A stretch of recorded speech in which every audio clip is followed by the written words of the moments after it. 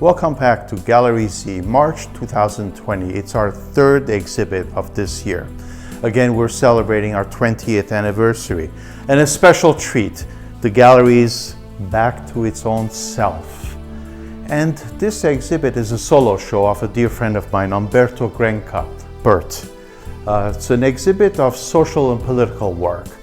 All original works. We have upwards of about 70 pieces, including sculptures and mixed media works. Large pieces you will see.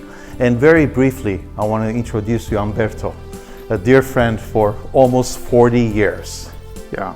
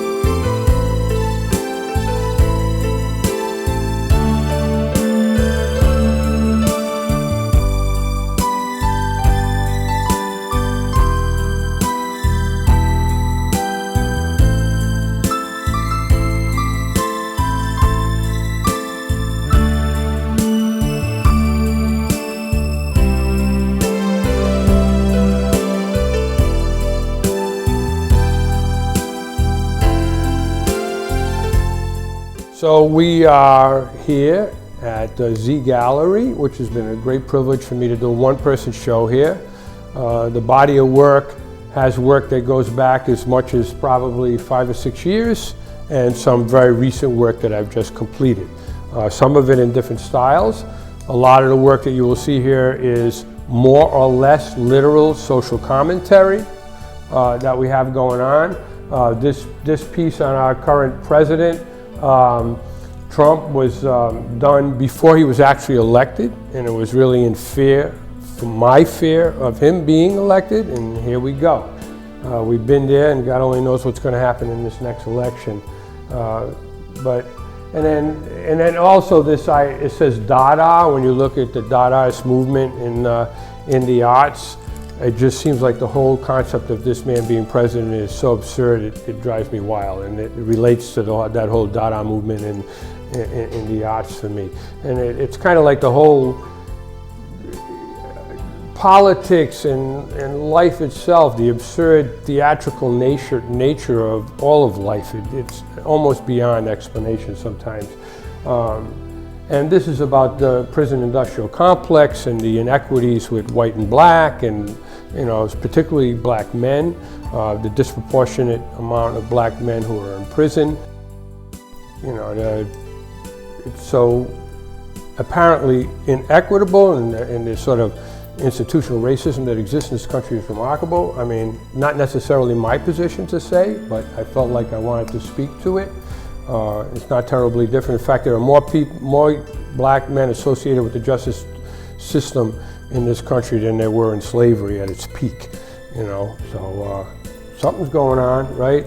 And of course, our current president, this thing was done before he was actually elected to being president, and it was really my sort of reflection on a lot of what I was in fear of, and he became president. And this relates to how the world economy has been so dependent and independent on oil, and the switch over to more forms of energy that are renewable, and the threat that poses to all of what's invested in this kind of economy, from the automotive industry to oil itself and all of the byproducts of oil. I often, when I think about things like this, I think about the species in general being overrated, and I'm not sure if humans are meant to be forever, and if we're not at the end of our reign as a species, and I don't think the planet will miss us very much, And then, I did a whole series where flowers were at the center. These flowers as a sort of subject matter are part of a much larger series of flowers, and then trying to make some sort of commentary out of that. This says empathy, love, unity, but then it also says silly me, which is my pessimism sometimes, again, about the species. This was the last piece at the end of the flower section, so I said, okay, the end. The juxtaposition here between pieces that are less political, although like in this one with a green rose and it says different is beautiful, you know, you don't see a green rose, right? But it's to emphasize, you know, the beauty of people who exercise their individuality, who have, you know, a different idea, you know, about who they are and how they present themselves to the world. Okay, this is the Mickey Mouse, and some people might not understand it. Open source my ass. Larry is a commie. This is a person who started the Copy Left and has been working at the federal government level, trying to get the federal government to change the laws around copyright. And I point out Disney because Disney has lobbied Congress to extend copyright so that Mickey Mouse doesn't go into the public domain. And it's been very onerous to creativity and things like that. Mickey here is saying, I'm a law-abiding citizen, you know. I'm not evil, not evil, I'm not evil, I'm not evil. Open source my ass. So the whole idea of open source, which is predominant in technology and stuff like that, allowing everybody to be able to interact with these things in this kind of technology and have access to this stuff. Disney's sort of in contradiction to that kind of thing, and it's very corporate and all that. So you see a lot of different sort of political statements here. The back wall here has a number of pieces. That was during Obama's reign, and it says, we won, we won. Like, what did we win? You know, and then the Pope who quit, it says lost faith.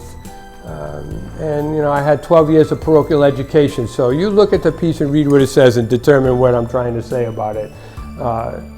Yeah, and then you know the obvious piece with Saddam, right?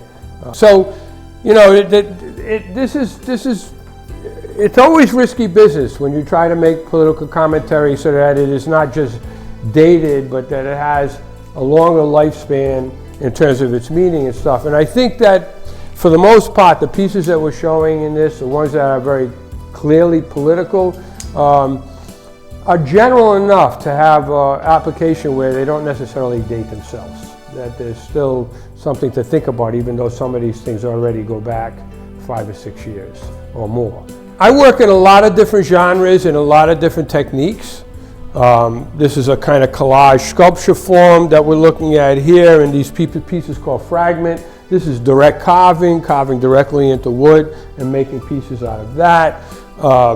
I'm very interested and I'm knowledgeable of a lot of different techniques, and it's always, technique in the arts for me is subject to the statement.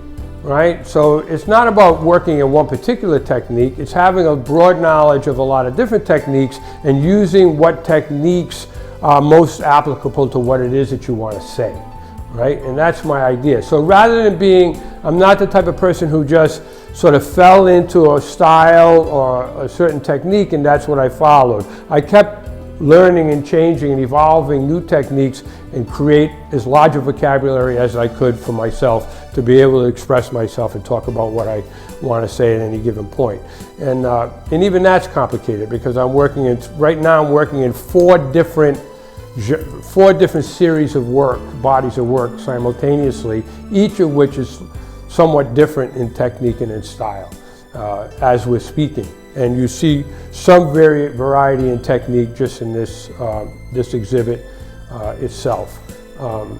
And again, the range of this work, some of this goes back, I don't know what the oldest piece in here, but I'm going to say it probably goes, the oldest piece in here is maybe 5 or 6 years old, all the way to pieces that I've just recently completed.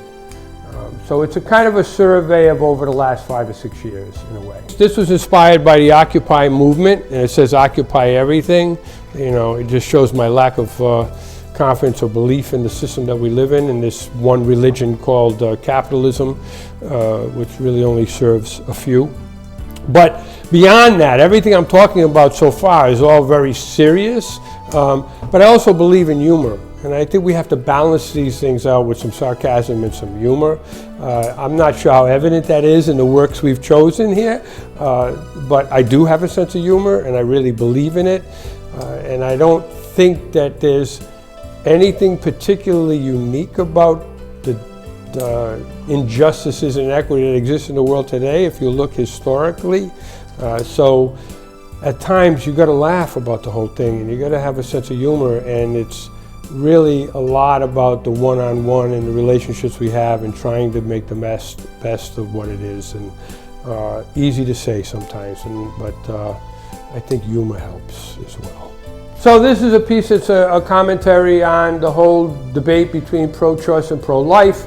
And if you look in here, it says, can someone be pro-choice and pro-life? I understand the dilemma for people. It's hard to argue with people who I am personally, and I should probably not make my own opinion available, but I'm absolutely pro-choice. But I understand the dilemma of people who are pro-life. It's a moral choice for them. It's a religious and a moral decision for them. How do you argue with that when it's someone's own belief and subject to their own belief system?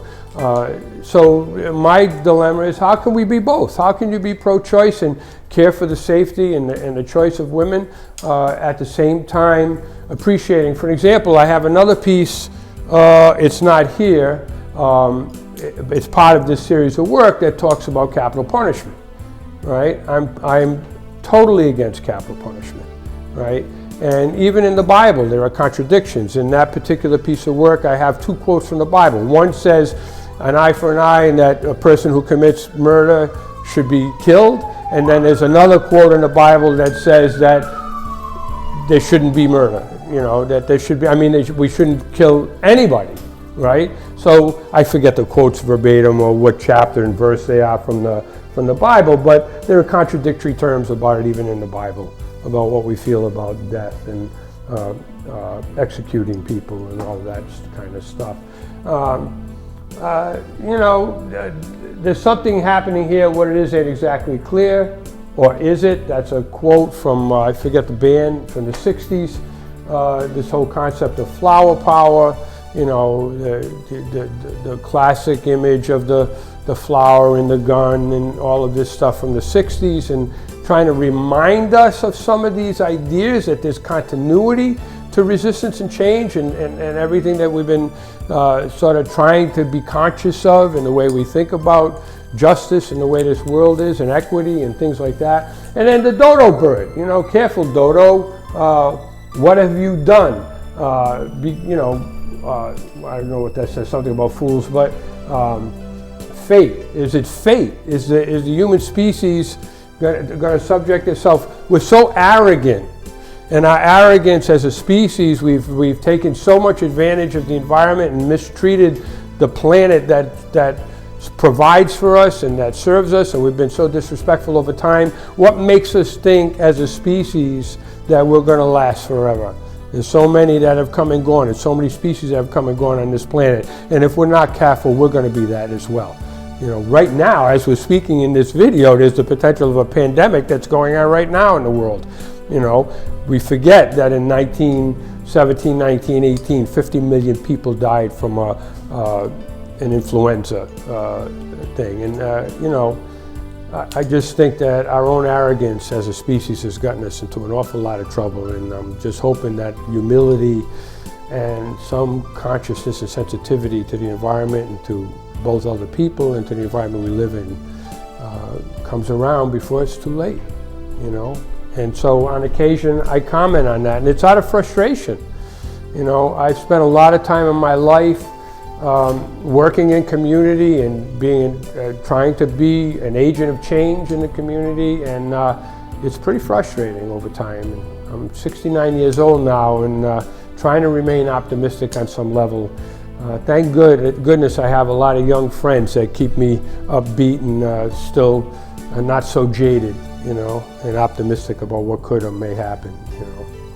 So anyway, the biggest thing is here, Berge inviting me to do a show here, a one-person show. We've known each other for decades, for 40 years about, close to it, if not 40 years.